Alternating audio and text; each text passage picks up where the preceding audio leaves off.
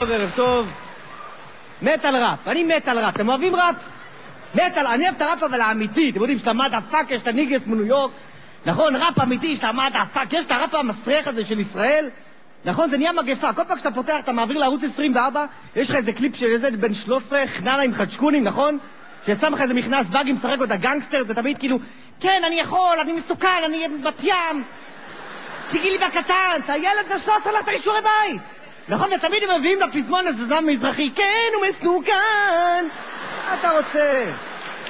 אני אוהב את הראפ. אני אוהב את הראפ האמיתי שאתה מדה פאקס מניו יורק, גם כל אחד שם יש לו שם, נכון? כל אחד זה תמיד כאילו סנופ, דוגי דוג, אמינם, דוקטור דרי, מדה פאקה, שם! שמעת פעם את השמות של שב"כ סמך? מוקי, פלומפי, פלפילוני. זה שמות של בולבול, לא של ראפר.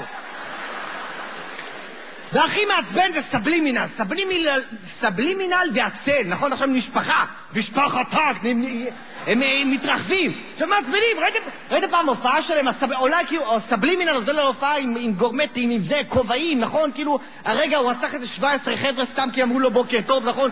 מסוכן, נכון? תמיד השאיר אותו, כן, אני יכול, והגמד הצל מאחורה, כן, הוא יכול, אני מכיר אותו, הוא יכול, הוא מסוגל.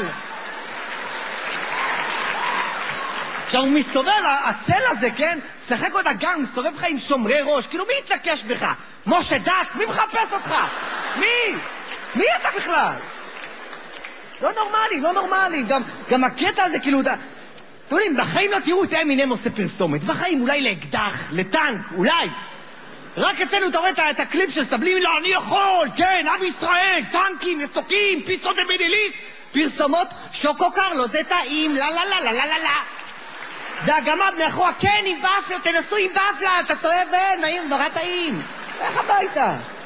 עכשיו, הצל הזה שתבינו, הוא שרק אותה גנגסטר, הבן אדם עושה, נשבע לכם, זה אמיתי, הוא עושה פרסומת להסרת שיער בלייזר. אוקיי, כאילו עברי לידר ישב בבית, אמר, זה הומו זה.